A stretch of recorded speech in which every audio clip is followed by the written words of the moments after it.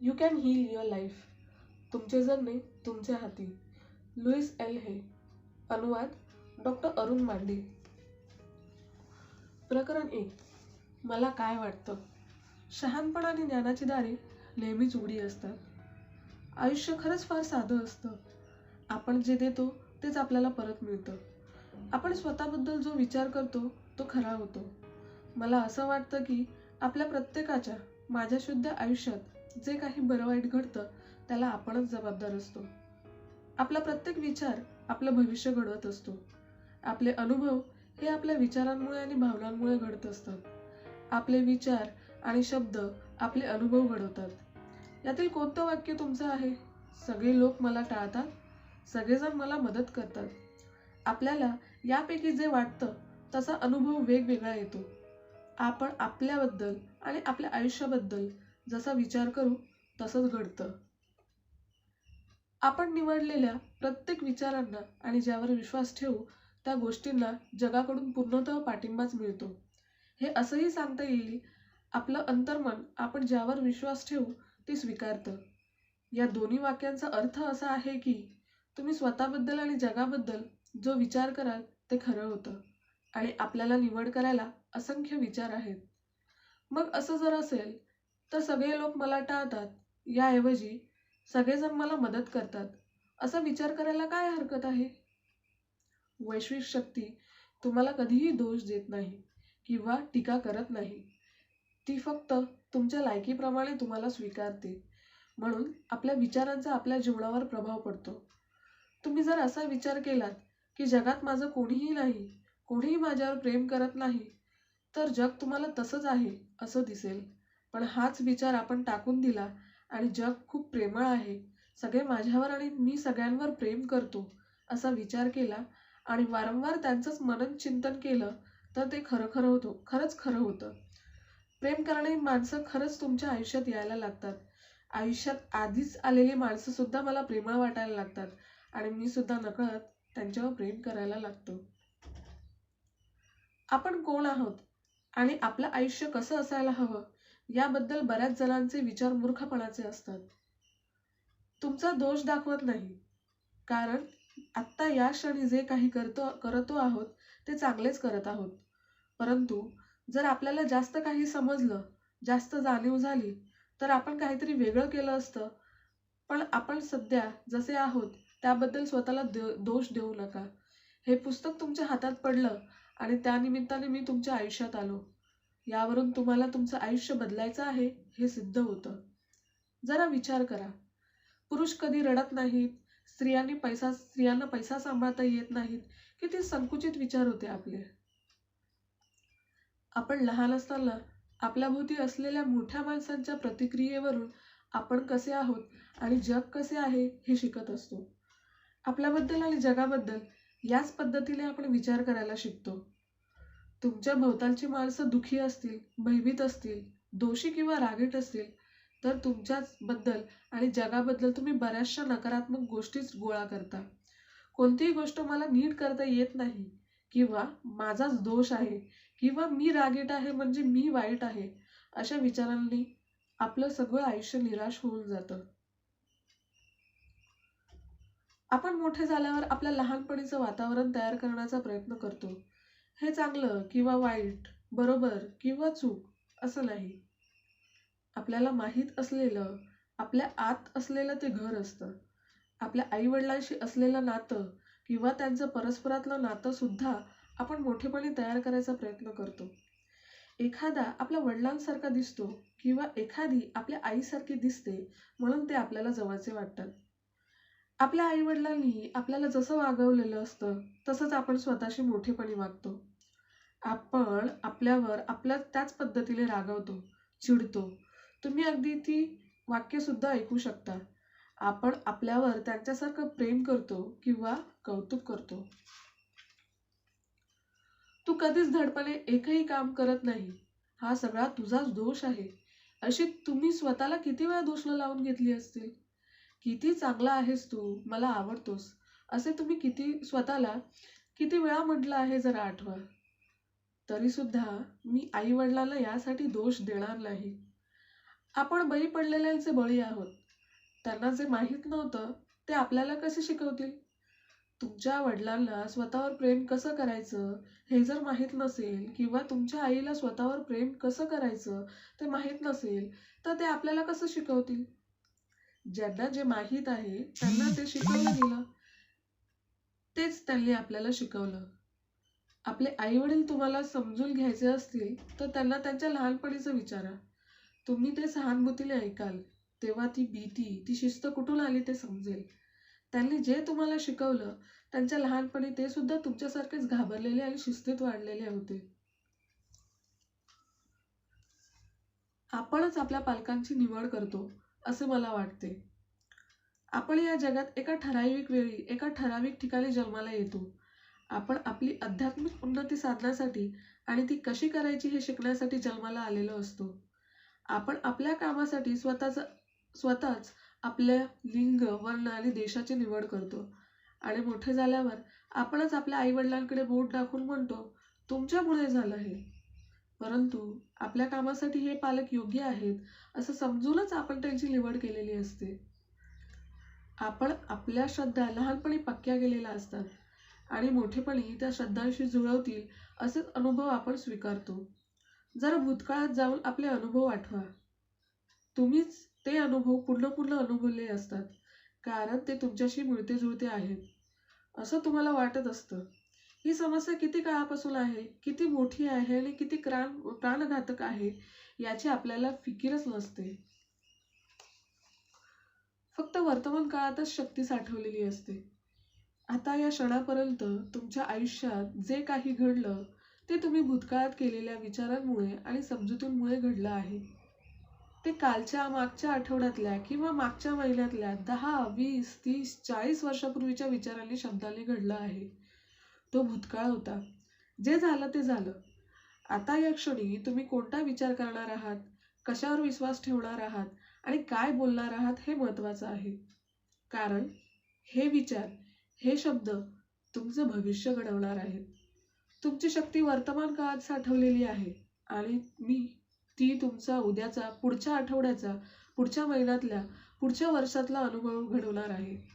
आत्ता या क्षणी तुम्ही काय विचार करत आहात, नकारात्मक का सकारात्मक, त्याने तुमचं भविष्य घडवावं असं तुम्हाला वाटतं का? हा सगळा विचारांचा खेळ आहे आणि विचार बदलता येतात. तुमच्या समस्या कोणत्याही असो, तुमचे अनुभव हे आतल्या विचारांचे बाह्य परिणाम आहेत. अगदी स्वतःबद्दलचा द्वेष सुद्धा एक विचारच असतो. मी चांगला नाही असा हा विचार तुम्हाला सांगतो.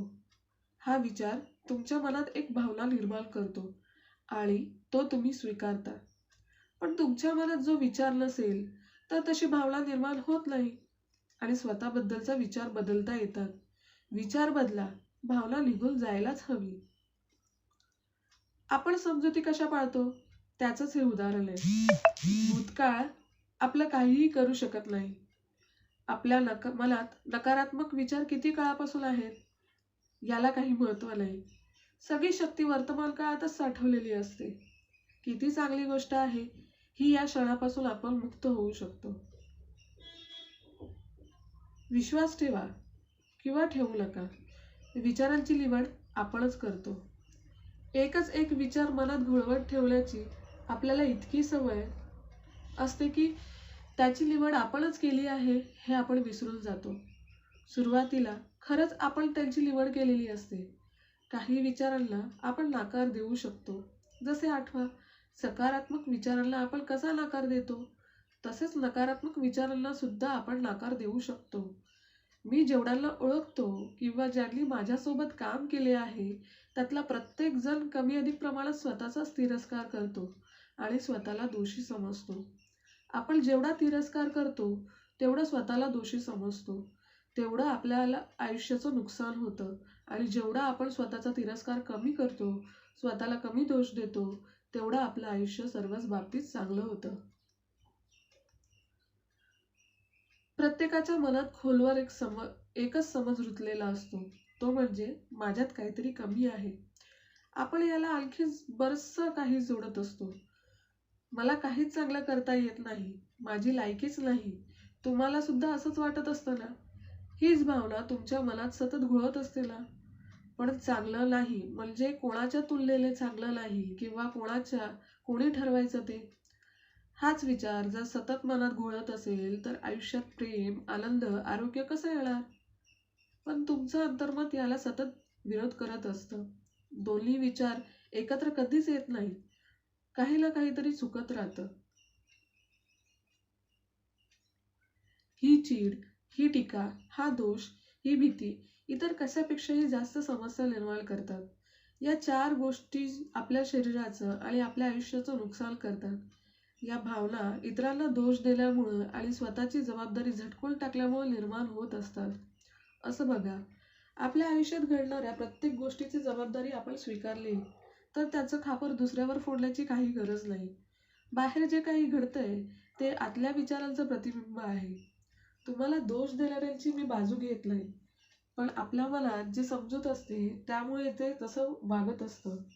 सगळेजण मला नाव ठेवत असतात, टीका करत असतात, माझा कोणी आदर करत नाही, पायपोसापेक्षा माझी किंमत जास्त नाही.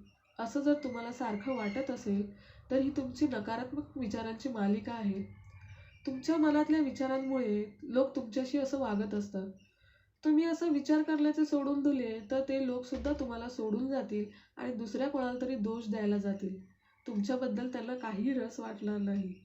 या नकारात्मक विचार मालिकांचा शरीरावर अनिष्ट परिणाम होत असतो. मनात सतत चीड बाळगली तर ती शरीर खायला लागते. त्यालाच आपण कॅन्सर समजतो. स्वतःवर सतत टीका केली तर सांधेवात होतो. अपराधीपणाची भावना शिक्षेच्या शोधात असते आणि ही शिक्षा म्हणजे वेदना. एखादा पेशंट माझ्याकडे वेदनांची तक्रार घेऊन आला तर त्याच्या मनात खूपशा अपराधी भावना आहेत हे माझ्या लक्षात येतं. भीती आणि तणावामुळे केस गळतात, आंत्रवर्ण होतो आणि पायांना व्रण होतात. क्षमाशील झालात आणि संतापासून मुक्ती मिळाली तर कॅन्सरसारखा रोग सुद्धा बरा होतो. तुमचा कदाचित विश्वास बसणार नाही, पण मी हे घडताना बघितलं आहे. आपण भूतकाळाबद्दलचा आपला दृष्टिकोन बदलू शकतो. मागे जे झालं ते झालं, ते आपण आता बदलू शकत नाही, पण भूतकाळाबद्दलचे विचार मात्र बदलू शकतो. मागे केव्हा तरी कोणीतरी आपल्याला त्रास दिला म्हणून आपण आता या वर्तमान काळात ते आठवून स्वतःला त्रास करून घेणं मूर्खपणाचं आहे. मनात अशी चीड, संताप बाळगून असलेल्यांना मी नेहमी सांगतो, या क्रोधापासून आत्ताच मुक्त व्हा. हे सोपं आहे. सर्जनने ऑपरेशन करण्यापर्यंत किंवा मरणाच्या शेवटच्या क्षणापर्यंत वाट बघू नका. त्यावेळेस तुम्ही घाबरलेले असता. घाबरलेल्या अवस्थेत बरं होण्याच्या प्रक्रियेवर लक्ष केंद्रित करता येत नाही. भीती घालवण्यासाठी वेळ द्यावा लागतो. आपण जर अशी समजूत करून घेतली की आपण असह्य आहोत आणि आता असे करण्यात काही अर्थ नाही, वैश्विक शक्ती खरंच तुम्हाला मदत करणार नाही आणि तुम्ही खरोखरच असह्य व्हाल. या मूर्खपणाच्या जुन्या पुराण्या नकारात्मक आणि अहितकारक विचारांना आणि समजुतींना आपण लवकरात लवकर टाकून द्यायला हवं. परमेश्वर सुद्धा आपला विरुद्ध आहे ही पण समजूत आपण काढून टाकायला हवी. तो तर आपला पाठीराखा आहे. मागचं विसरून जाण्यासाठी आधी क्षमा करायला शिकलं पाहिजे. भूतकाळ विसरून जाण्यासाठी आपण सर्वांना अगदी आपल्या सकट क्षमा करण्याची गरज आहे. तशी आपली इच्छा नसते, पण तशी इच्छा व्यक्त केली तर बरे होण्याची प्रक्रिया सुरू होते. स्वतःला सुधारण्यासाठी सर्वांना क्षमा करण्याची गरज आहे. माझ्या अपेक्षेनुसार तू वागला नाहीस तरी मी तुला क्षमा करीत आहे, तुला मुक्त करीत आहे. ही सकारात्मकता आपल्याला मुक्त करते. सर्व रोग क्षमा न करण्यामुळे होत असतात. आजारी पडल्यावर जरा मनात डोकावून कुणाला क्षमा करण्याची आपल्याला गरज आहे याचा शोध घ्या.